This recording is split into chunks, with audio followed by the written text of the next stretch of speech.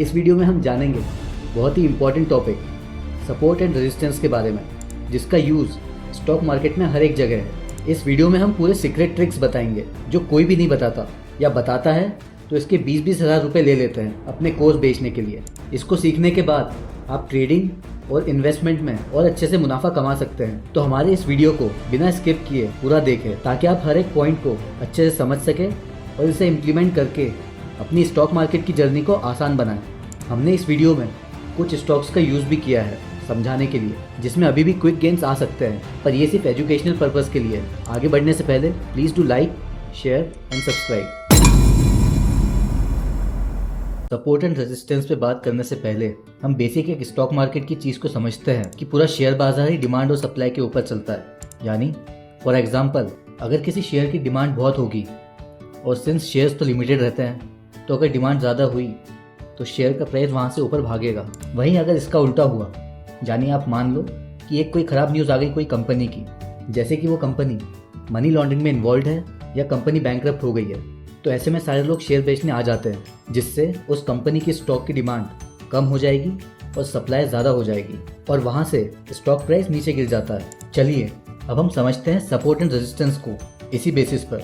अब मैंने आपके सामने एक पैटर्न ड्रॉ करा है। अब इसकी नीचे वाली लाइन को हम बोलेंगे सपोर्ट, जहाँ से स्टॉक का प्राइस सपोर्ट लेता है, यानी अगर ऊपर से गिरना स्टार्ट करता है तो यहाँ आके सहारा लेगा, क्योंकि यहाँ पे बायर्स बैठे रहते हैं। अब जैसे मैंने आपको पहले समझाया कि बायर्स के कारण डिमांड स्टॉक की बढ़ गई और सप्लाई कम हो गई, तो यहाँ से स्टॉक का प्राइस बढ़ने लगेगा। और वहीं अगर हम इसकी ऊपर वाली लाइन देखें, इसको कहते हैं हम रेजिस्टेंस। यहाँ सब सेलर्स बैठे हैं जो बेचेंगे, जिससे डिमांड स्टॉक का कम हो जाएगा और सप्लाई बढ़ जाएगी और शेयर प्राइस नीचे गिरने लगेगा। अब इसके बीच जो ये पैटर्न बना है, इसको कहते हैं हम स्विंग करना। अब जैसे आपको ये बताया, ये सिर्फ समझने के लिए था। असल लाइफ में एकदम ऐसे पैटर्न्स नहीं बनते। रियल में या तो ऐसे पैटर्न्स बनेंगे या ऐसे।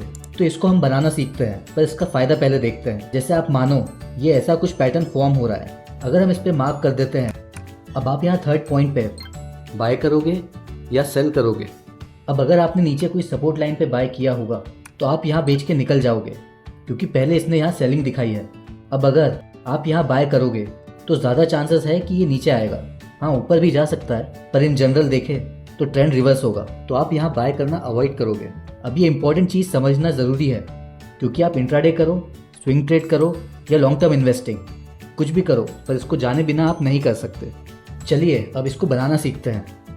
पहला पॉइंट, मल्टीपल बार रिजेक्ट होना। अब जैसा हम कोटक बैंक की चार्ट पे देखें, एकदम क्लियर सा इसमें सपोर्ट एंड रेजिस्टेंस दिखेगा। अब इसको जूम करके दिखाएं तो इसके सपोर्ट पे देखो, आप मल्टीपल बार यहाँ आके सपोर्ट लिया है, उसके बाद ऊपर चला है। आप इसके बेसिस पे ही ट्रेड करते तो आप पहली बार 65 डेज में, दूसरी बार 72 डेज में और तीसरी बार 49 डेज में ही 18% कमा लेते, वो भी कोटक जैसे दमदार स्टॉक में, जिसमें ज्यादा कुछ सोचना ही नहीं है। तो पहला पॉइंट, मल्टीपल बार रिजेक्ट होना। इस चार्ट पे भी सपोर्ट एंड रेजिस्टेंस लाइन जो ड्रॉ की है, यहाँ बार बार आके रिजेक्ट हुआ है, तो मिनिमम 2 या 3 बार ऐसे रिजेक्ट होना चाहिए। अब दूसरा पॉइंट कि ये सपोर्ट एंड रेजिस्टेंस लाइन से मेजर मूव आना चाहिए, या तो ऊपर की तरफ या नीचे की तरफ। जैसे ऐसा कुछ बड़े मूव 5 से 10% की, ये नहीं कि ऐसे, इसको हम सपोर्ट नहीं बनाएंगे। तीसरा पॉइंट, ये जो हम support and resistance line draw करेंगे एकदम ऑब्वियस या क्लियर सा दिखना चाहिए, जैसा हमने ये ड्रॉ किया।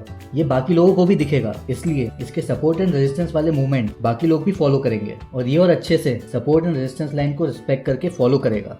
फोर्थ पॉइंट, अब अगर कोई स्टॉक अपने सपोर्ट को ब्रेक करता है तो ये सपोर्ट लाइन फिर रेजिस्टेंस की तरह काम करनी चाहिए, या अगर कोई स्टॉक अपने रेजिस्टेंस को ब्रेक करे तो वो रेजिस्टेंस एक सपोर्ट की तरह एक्ट करे। इसको समझते हैं हम HDFC बैंक के चार्ट से। इसमें जो पहले रेजिस्टेंस बन रहा था वो आगे जाके अभी सपोर्ट का काम कर रही है, तो इसका पहला सपोर्ट अब 1520 के अराउंड है, और अगर दूसरा मेजर सपोर्ट देखें तो ये 1360 लेवल के अराउंड है। इन सब स्टॉक्स के ऊपर हमने वीडियो भी बनाई है कि क्यों ये स्टॉक अभी ऊपर जाने को रेडी है। इसके लिए आप हमारे वो वीडियोस भी चेक कर सकते हैं हमारे चैनल पे जाकर। अब फिफ्थ और सबसे इम्पोर्टेंट, जब भी हम सपोर्ट एंड रेजिस्टेंस लाइन बनाएं तो वो लाइन सबसे ज़्यादा कैंडलस्टिक टच करनी चाहिए। अब इसको भी हम कोटक के चार्ट से समझते हैं। यहाँ देखें तो 1974 पे एक रेजिस्टेंस लाइन बना सकते थे, या 1996.85 पे, पर आप अच्छे से देखो तो 1974 प्राइस अराउंड यहाँ कई ज़्यादा बार कैंडलस्टिक टच कर रही है 1996.85 के कंपैरिजन में। इसलिए हमने अपना रेजिस्टेंस लाइन 1974 प्राइस पे बनाया, और अगर इसके ऊपर थोड़ा बहुत भी गया तो ठीक है, आपका तो तुरंत 18% तो बन गया, जैसा पहले डिस्कस किया था।